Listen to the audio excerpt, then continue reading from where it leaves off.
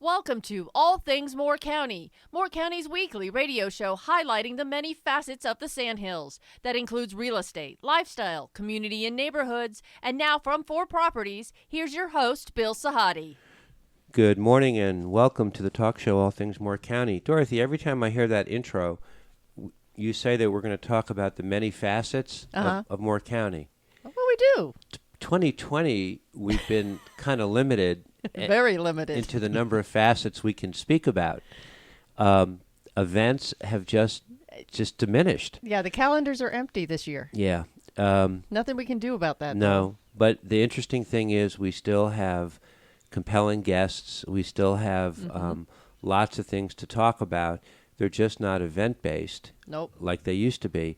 And that's I don't like that expression, the new normal. As a matter of fact, I hate that expression. Yeah. But we are living in a different world, and where everybody that comes in here, I've noticed, everyone seems to be accommodating. Yes. To what it is like living in 2020. Yes, very much. Last July, a year ago, we had my first guest on, Myron, who is a board member with Christmas for More.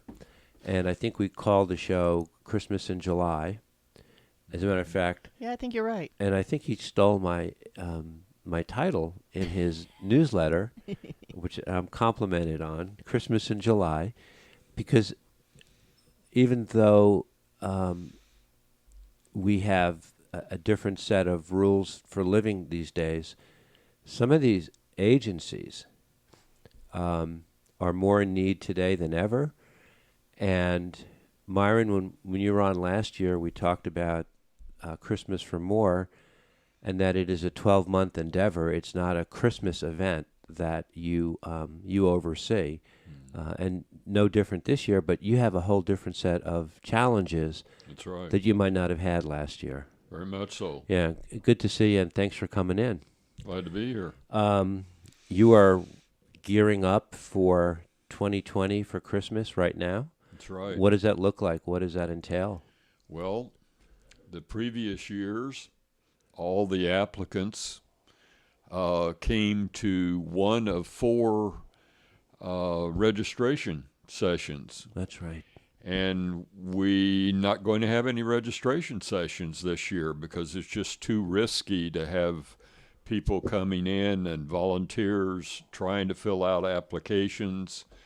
But we still operate on the premise that every applicant, if they're a Moore County resident, Yeah. and they feel they have a need for Christmas, Right. we're going to try to serve them.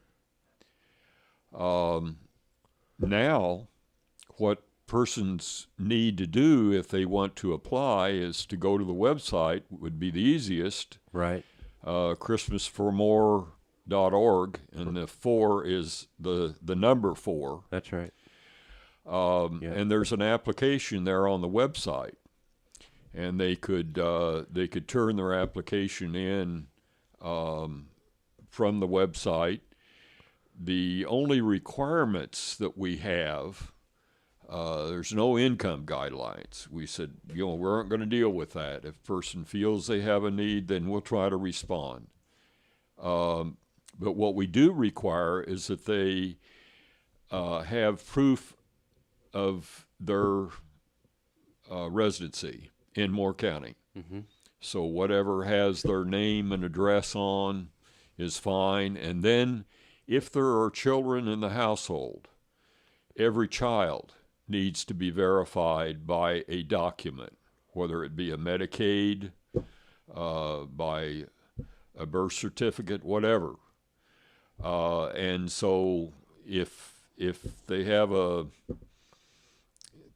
cell phone or an iPhone, they can make a copy of that and send it, or have a copy made at the library and send in those copies by mail. One of the two. So you lose the advantage of a vetting process. That's right. That's right. Could that invite I'll be the naysayer. Can that invite more problems? You know, the eyeball to eyeball contact was always important during the That's application process. You had 4 different areas set up. So now you're just taking in the applications as they come. And of course, many may turn in their application and not have any verification, so there'll be a phone call made or an email. Yep. And so there begins to be a contact, but it's no one-on-one, which Right. we're sorry that we lose that, because it's a matter of becoming community, Right. of joining together in support to each other. And that's a real change. So you can verify the family members on the application by supporting evidence. Is that what you're doing? Yes. So you are vetting in a way, but you're doing it not in person. You're you're looking at it on paper. That's correct. Tell me a little bit about the history of Christmas for More for people who might not have or are not familiar with the organization, because it's a great organization and it serves a great purpose. Well, if persons have been here for many years, they would remember Empty Stocking. Right. That was run by military retirees. Right. And they aged out, had to give it up. Right. And so there were a group of us that said, well, this really needs to continue, because we have a lot of need in our total county. Oh, yeah. And so we organized a not-for-profit just to be Christmas for More. Right. And we've carried it that way so that it's all volunteer. There's no administrative costs with the program. And last year we were able to serve 526 families and 1,630 individuals. And what is a little bit scary is what's that going to be this year? Right. Because there's a lot more families really struggling to survive. And we put right on our application, there's no guarantee that we can serve. We will attempt to. We keep working on getting sponsors, whether they be individuals or whether they be a civic club or a church or a business. We have all of those. Right. And so we keep working at getting those applications. Mm-hmm. And so what we've done in the past, we've always signed up each year, and I wanted to share with you that the experience, it's very easy. You sign up, the application that you have brought in, you fill it in and you let them know how many people you are willing to try to help accommodate. Yes. And you basically adopt a family. That's right. And the neat thing about Christmas for More is you get the opportunity to meet the person that you're making the gift to, whether it be through gift cards or whether it be through actual gifts, because the families will actually detail the number of their children, some of their wants and their needs. And I've always joked with you that I'm the least qualified person to know what a 5-year-old or a 12-year-old wants or needs. I have no idea. So I always think the mother is the one best qualified to make those choices. So the idea of adopting a family and doing it via a gift card really does kill 2 birds with 1 stone. And I've noticed that the mother, and that's another conversation, because it always seems to be the mother. We've got all our stats from last year. Crazy, right? And out of the households, 90% of the head of the households were female. Yeah. That's a show topic for another discussion, right? That's right. And so the kids can range in age from an infant right on up through 15, 16 years old. And some of the things that they write for their requests will break your heart. Sure. That they're not gifts, but they're necessities. Necessities. And supplies. And if you read the wish list, it really does take your breath away. Of course, the kids, as they get older, there are certain things that they want that are recognizable in toys and games and such. But especially for the younger one, and for the mother, sometimes the mother will put down their request. Pillows. Usually household bed sheets. items. Yeah, exactly. A coffee maker. Not extravagant, lavish things to indulge, but day-to-day necessities. We had 3 head of households that I noticed on their applications that we were serving that needed tires on their car in order to work. Yeah. And found a businessman that was willing to help out with what was needed.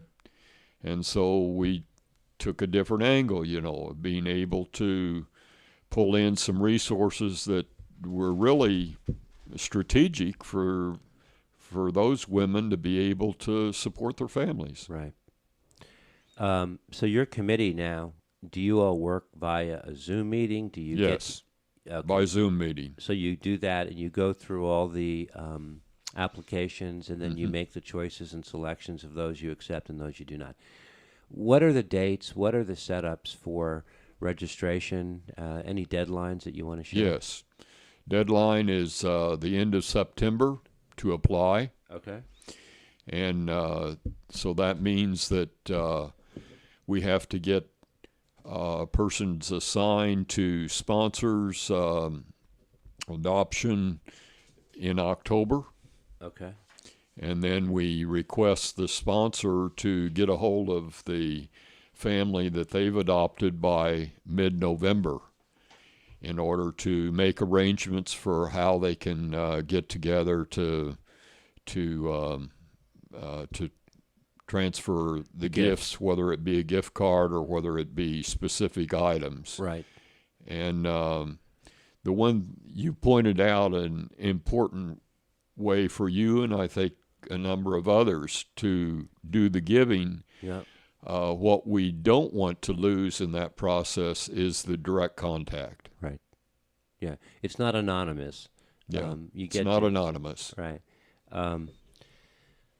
These days, there's so much communication that is anonymous, and so much media, social media, so much is anonymous, where people are not physically in touch with each other. And that eyeball-to-eyeball situation is few and far between. And now, these days, it's with masks. True. With school supposedly starting in the next couple of weeks, we don't know what's going to happen during the course of the fall season here. We don't know, are they going to go forward aggressively? Are they going to go forward and then pull back? They're talking about a hybrid type situation. It's very confusing. One of the things that concerns me about Christmas for More this year is not just the backdrop of our confusing time because of what I just said. It's also a presidential election year. Yes. People are obsessed, left or right, whatever. People are, literally, I started watching The Blacklist on Netflix. I will not turn the news on anymore. I just won't do it. So I binge watch. And I went through 6 seasons of the show. And when it was over and they didn't have season 7, I was like, oh my gosh, what am I going to do? I went back and started watching them all over again. Anything, Dorothy, it's the truth. I started watching it a second time. I'm on season 1, like the 8th episode, and now I know them by heart. But it's like I want these shows to babysit me because I don't want any more exposure to the crap that's going on out there. But this is going to take people away from their focus. Christmas, we don't want Christmas to be an afterthought this year. That's right. You have a couple of struggles. And this whole pandemic, we've become much more isolated. Yeah. And that isolation really, really brings down a sense of community. Right.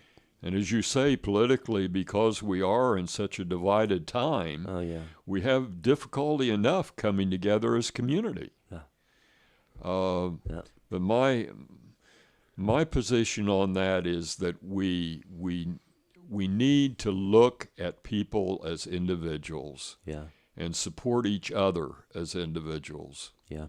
Let's hold that thought for just a second and come back in the second set. We're talking about Christmas for More, formerly known as the Empty Stocking Fund. And Myron Dice, how long have you been with the organization? Gee, I've forgotten. Okay, many years. Several years. Okay. This is All Things Moore County. We'll be right back.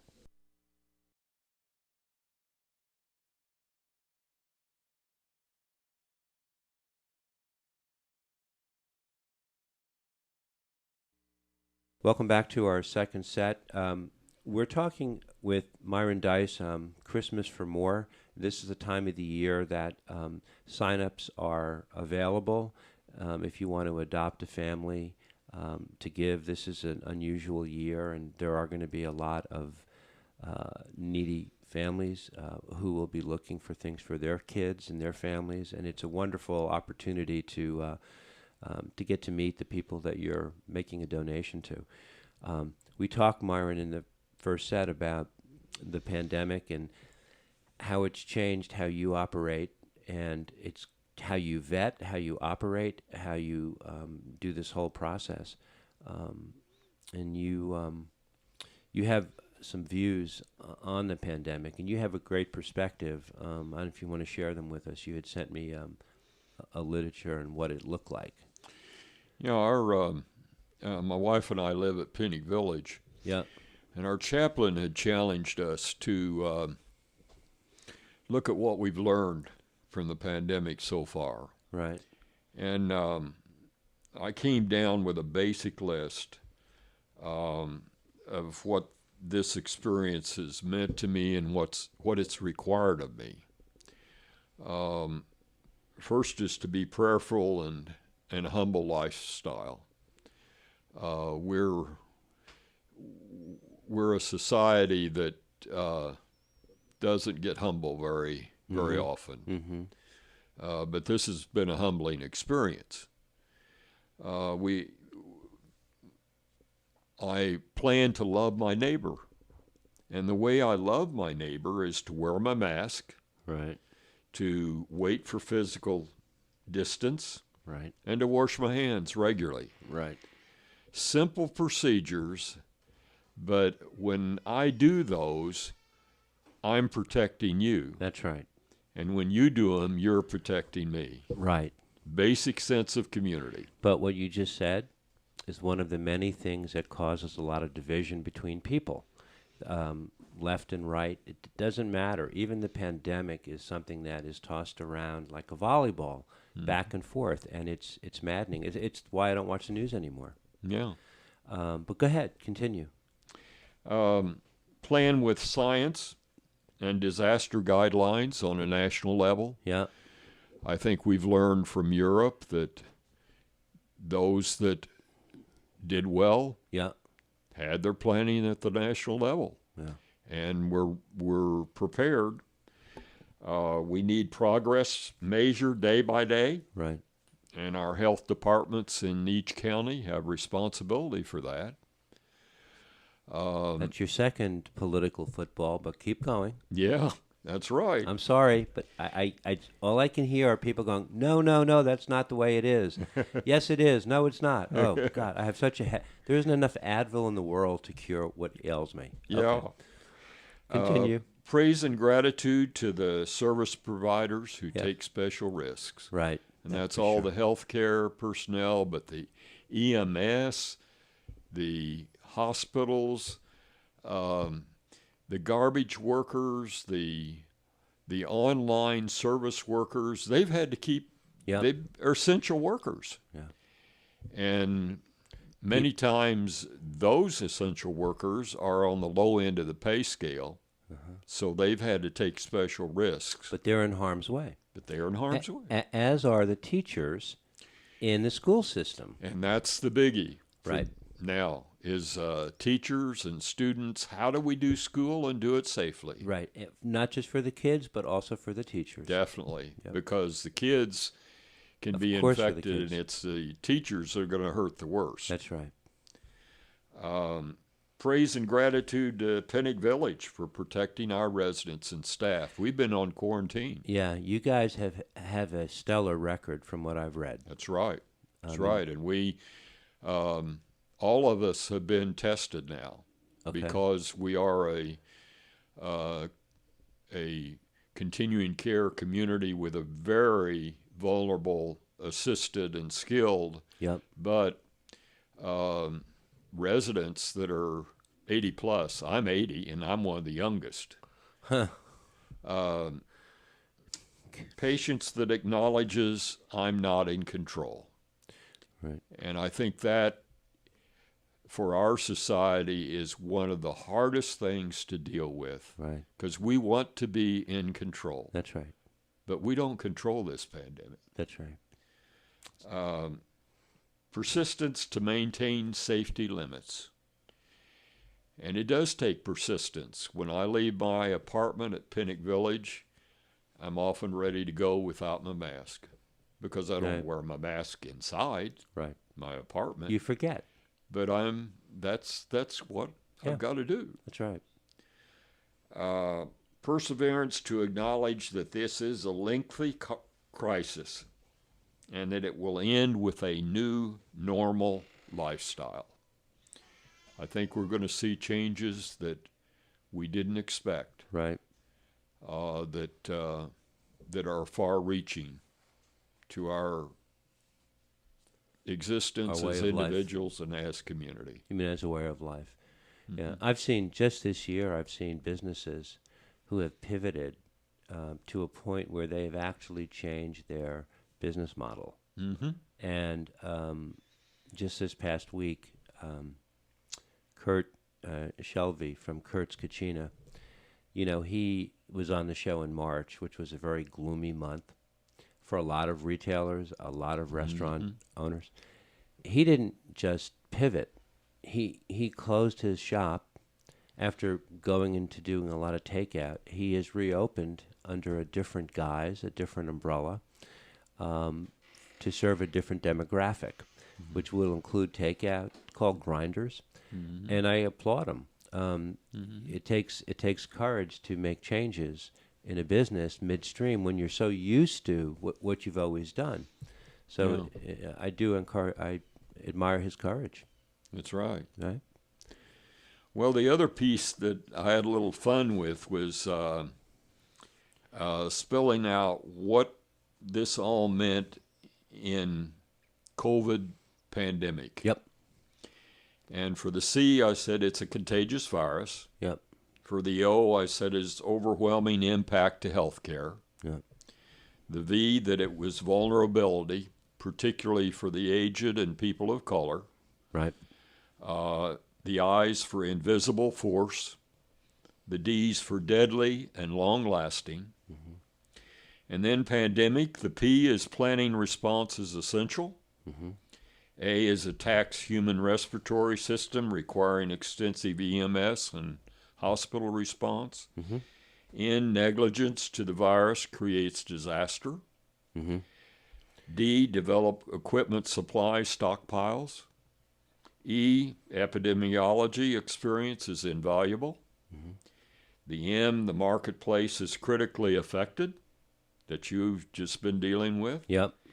The I is impacts group gatherings negatively. Yep. And the C is community effect that is local to global. And as I hear everything you just said, 40 or 50% of the people out there will come in and they'll say, "Oh no, that's not the way it is. This is all politics. Oh, it's." I take more deep breaths in 2020 than I think I've taken all my life. The way things are going and the way people perceive things and the agendas that they want to serve. So, Dorothy, maybe this is the most political show we've ever done, and we don't want to do political shows, right? I don't. Okay. Let's swing back real quickly because in the third set, I've got a friend of mine who's a young man, very successful, lives in New York. He actually made a sojourn out of New York City. I think it was back in March or April. He and his wife and their baby could not stay there. they didn't want to stay in New York because it's much more vigilant up there. I have two sisters who live there.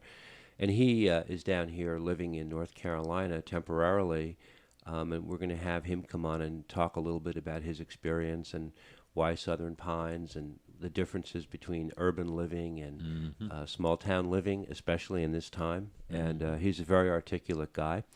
But just getting back to Christmas for More, let's just reach out one more time to people who want to register. They can go to Christmas for, and that's the number 4, more.org. Yes. Or they can go to christmasformore@gmail.com, or call 910-477-3355. Registration period is now through September? Yes. Okay. And it's a very simple one-page form that people can fill out. We'll be sending ours in. We love to do it. And this year especially, I mean, we're fortunate. As bad as things are, difficult as things have been, we're still so much more fortunate than most. And That's right. Christmas is right around the corner, even though it's 95 degrees out and there's no air conditioning in this studio right now. Or if it is, it's not working so well. Myron, I appreciate you coming in. We'll like to hear back from you as the year goes on. And Christmas for More is a great organization, and the time is still now. It doesn't matter what's happening. People are still in need, and hopefully 2020 will be, in a very unusual way, your most successful year. Well, thank you for having me. Yeah, Myron, it's good to see you. This is All Things More County. We'll be right back.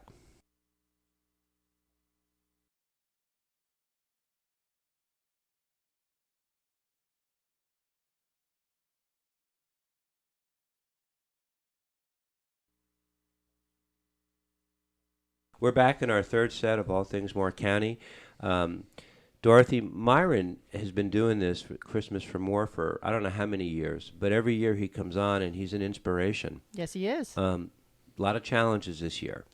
Yeah. The pandemic has caused a lot of people to shift gears, pivot, do things differently than they're used to doing. And there's some people who don't want to do anything differently, and that makes it difficult.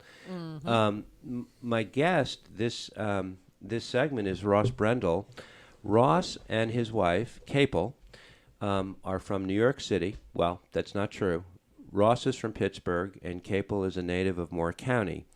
They got married. They have a baby girl. They live in Manhattan, and when I first spoke with Ross a couple of months ago, it was before the pandemic, and it was all about looking at investment property in Moore County, perhaps as a second home. He was sort of scratching the surface, trying to figure things out. And next thing I know, the pandemic hits, and we're on the phone, and he's in New York. And for those of you who are from Manhattan, you'll know it's much more vigilant up there, much more intense. I have two sisters who live there. But Ross, you decided to move Capel and your baby out of New York City for the summer, and you've been in North Carolina now for how long? About 4.5 months. And when we initially drove down at the end of March, it actually we had no idea how long we'd be here. So I think we'd be probably very surprised to learn back then that we'd still be here. We'd always kind of planned on returning around Memorial Day as kind of the bogey that we had when we drove down March 27th. You're a founder of an investment firm on Wall Street called Westerly? Yeah, I mean Wall Street might be a little bit of an overstatement, but it's I was at a consumer-focused private equity firm for the majority of my career in New York called Sycamore Partners, and I left there about a year ago to partner up with a friend, former college classmate of mine, to launch an investment firm called Westerly Group last July. And we're a small firm that invests primarily on behalf of family offices. And so we look for direct investments that we can deploy family office capital into and then ultimately own for multiple decades. So very long-term focused. And it's family office? Yeah, so family, so it's not, we don't have a fund. We're not going out and raising a big pool of money to go invest. We have relationships with a couple of families who have their own kind of family offices, and we're investing their money. Gotcha. Okay. Your sojourn out of New York has taken on a couple of twists and turns. Your wife, Capel, grew up in Southern Pines, and I got a chance to meet her for the first time a couple of days ago. And for her, it was like coming home in a way. It's got to be a lot different being here in Southern Pines than it would be in Manhattan. You're on the Upper East Side. Different type of day-to-day existence, huh?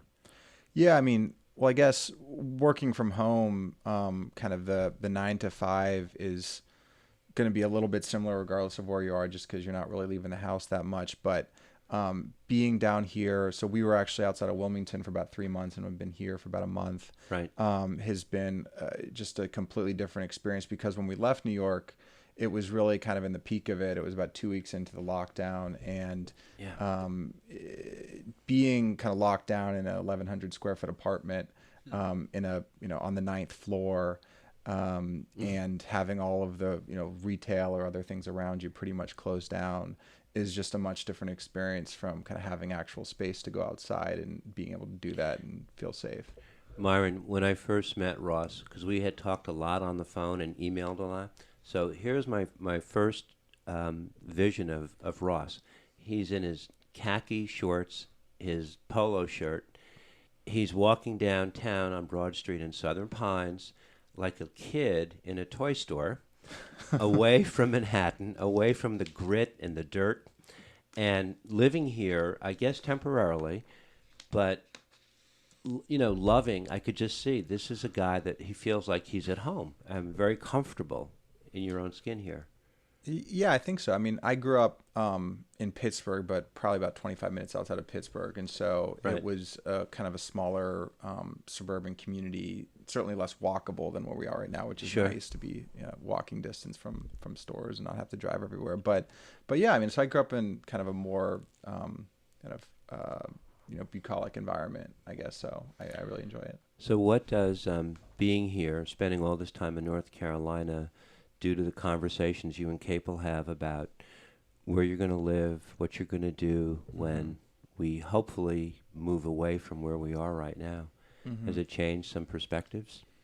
And with the baby? Yeah. I'm not sure that it changes the long-term answer from what we would have thought about at the beginning of the year, but it could change the timing. Okay. I think we hopefully would like to, grow our family over time, and I don't think ever envisioned that happening just purely in New York, and in particular purely in kind of Manhattan where we are. It's just it's much more difficult to kind of provide kind of the quality of life and the space and all the things that we both enjoyed growing up there. Having said that, we both have been there for almost a decade now. Almost all of our friends and personal connections and colleagues and professional relationships are there, and so we really enjoy being there and never kind of want to give that up. And so we talked about long before COVID like what that would mean in a few years, which would be the kind of natural decision point to actually have to do that, as opposed to now having everything pushed up a little bit. And so I don't think it necessarily changes the answer that we'd probably not be permanent residents in New York long term. But it might change the thinking about like what that means in terms of somewhere that's a little bit more far removed and a little bit quieter, like here, versus a more conventional move out to kind of a commuting suburb. Since your wife grew up here, her perspective might be a little bit different than yours. What is it like for her to be back here, so close to where she grew up? She loves it, but I think she's probably honestly more critical than me about the decision, just because it's like, for me, it's great. I've enjoyed it a lot. And it's just a lot newer, versus for her, there's just a lot more kind of, I don't think it's like baggage, but it's just, it's different coming back, and we're now renting a house probably a quarter mile from where she grew up. And so I'm imagining myself kind of doing that in Pittsburgh and being a quarter mile from my parents' house. It's just different for for each of us. But I think we're both, probably 90% on the same page, but sometimes I find myself being the one doing more of the convincing. When you got in the car and you drove out of New York City, did you ever think that you would be away for so long, number one, and number two, that you could still run your business without, I'm assuming without any ball dropping, that everything, you can still stay in the lane that you were in, just in a different environment? I think in the first part, no, because I would have packed more than 5 polo shirts if I thought that I was going to be gone more than a couple weeks. You didn't think you were going to be gone this long? No. And so that was definitely unexpected, as I think it was for everyone. I mean, look at what's happened kind of broadly in the country, where we spent $3 trillion to provide for everyone while we try and bend the curve, and now the money's gone, and we're in a worse spot than we were 3 months ago. So I think kind of everyone's psyche was a little bit like that, but certainly we were as well. And on the latter point, it's been like pretty. I mean, we're fortunate, both my wife and I. She works as well, to work in kind of professional service related companies that it's very easy to operate remotely. I mean, what I do is very small and new. So it's me and my co-partner and the main family office that we work with, and those guys are used to working remote because they kind of have offices around the country and around the world. And so it hasn't. I mean, it's better to be in an office and to be kind of able to collaborate with people, but it hasn't really impacted things at all, candidly. The only thing it has impacted is that we're a new firm, and so building up relationships with investors and with business owners remotely is tougher than being able to sit down with people face to face. And so it potentially has slowed things down a little bit relative to where we thought we might have been in mid 2020, but it hasn't made things kind of more challenging from a day-to-day perspective. Yeah. Tell me what Capel does. She's a publicist at a PR firm in New York that focuses on consumer brands. No kidding. Mm-hmm. She's got to be challenged this year. Is it about advertising? Yeah, it's their broadly the PR spend at large consumer brands. If you think like the kind of large wine and spirits makers, large consumer products makers, clothing brands, that those folks' PR budgets are what pays her firm's income. And so I think it's been very challenging for her team. And honestly, she was on maternity leave for March, April, May. Right. Came back around Memorial Day, right. And from when she left in beginning of March, left the office for the last time when everyone was in the office, beginning of March, to when she returned in May, it was just a vastly different company. Everyone had been gone for 2 months. There'd been kind of very uncomfortable decisions that had to be made around personnel. I'm sure they'd lost a lot of business. Yeah. And so I mean, that's part of the motivating factor of like actually wanting to get back into it and not extend the time off in the midst of everything that's going on. Yeah. I've said to you a couple of times in our conversations, when I get off the phone with my sister who lives on 96 in Central Park West, I get depressed. She's so stressed. She orders up her groceries. She disinfects them at the door. CNN will not let her go back to. They moved their offices downtown. Mm-hmm. They can't go back for the rest of the year, so she's working completely remotely. If her dog sneezes, she goes into a panic attack because she wants to take the dog to the vet. Yeah. And the precautions that they have to take when they go out, it's so much more vigilant than it is here. Mm-hmm. You notice it much more lax here. Yeah.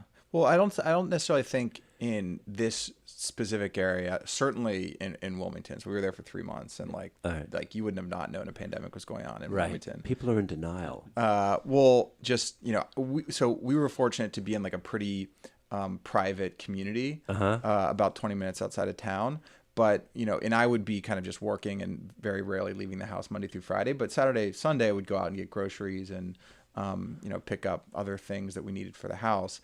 And in mid-April, which was like the peak of everything, or at least it was, there was like legitimate traffic everywhere you went that would be kind of like summer traffic trying to get to the beach down there. And if you walked in, I mean, maybe it's different now because we haven't been there in a month, but like if you walked in Walmart with a mask on in April, you were definitely in the minority. Right. And so it felt a lot different there.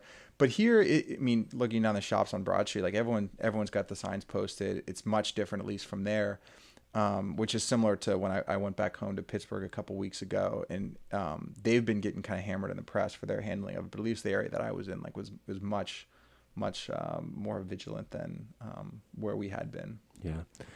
Do you have any plans at this point to return to the city?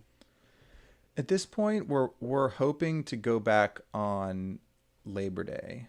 Okay. So the place that we're fortunate to have been able to rent, we're probably gonna have to be out of there sometime in early September. Your lease is up? Well, it's not. It's a very informal situation, but yeah, we would need to find a new place to stay. That should be fun. The market has opened up in New York. According to my other sister, the prices have come down. Yeah. Obviously, it's a buyer's market now for the first time in I don't know how long. Yeah. Well, certainly, and from what I can gather there, it's still pretty efficient because like the buyer's market will mean things will go for 0 to 10% below asking, and take an extra 30 days. So I think that there is an opportunity, and especially if you want to rent. I think it's even more of like a renter's market too right now if you're trying to sign up a 12-month lease. Yeah. And so for us, it's a total black box right now post Labor Day. I mean, we could potentially stick around here through the end of the year. Her firms did not renew their office lease, and so they're not going to have an actual physical office space until 2021. Right. My firm, our office lease expires next week, and we're not renewing it, and we're not going to have a physical office space until 2021. And so there's no need to be in the city of New York other than the fact that all of our things are there, and it's kind of nice to be in your own bed. Right. And they've done a good job, and so I feel like things are starting to kind of open up a little bit more. Right. And so it's still an open question. I mean, there's probably a 50-50 that we could go back then, or a 50-50 that we just find another kind of temporary solution here, but who knows? Your mother-in-law is not so unhappy about the situation. And I'm talking about Capel, who's sitting here just observing. She gets to have her beautiful granddaughter visit all summer. It's been great, right? That's a big part of the calculation is having a support network. And this is a cute little. I met her the other day, and she is adorable. How old is she? 3 months? 4 months? Almost. She'll be 5 months in 2 she's weeks. Small. Yeah. She's tiny. Well, actually, she's 98th percentile height and 88th weight, and so she's measuring quite large. This is the only metric that we can evaluate her on before she can start talking and moving around is her percentiles. Yeah. Well, the thing about her that was so cute was she's so quick to smile. Yeah. Her disposition is, I'm going to be happy, and we're going to all enjoy it together. So I said to Capel, I said, so she's not colicky or anything? She said, no, I didn't know. Key, I had no idea. I see mothers with 5-month-old, 4-month-olds, and they're like stressed out of their mind. And I didn't get that from your daughter at all. She's very good natured. Yeah. It's obviously a big adjustment, but she's made like her whole demeanor's made it a lot easier. Well, it's been a blessing. For the past 3 months. You guys will remember this sojourn to Southern Pines, no matter what you do, where you go. And it's good to have you here, and I'm glad you could come in and yak with us. Of course. Thanks for having me. I do have one question. Since Myron started something political, you mentioned something I want to ask you your opinion about. You talked about all the $1 trillion that were spent, and we have nothing to show for it. From your perspective, I don't want to say nothing to show for it. I'd say it was that was spent to buy us a bridge, buy us a bridge to recovery. Okay. Or if not recovery, stabilization, a very expensive bridge.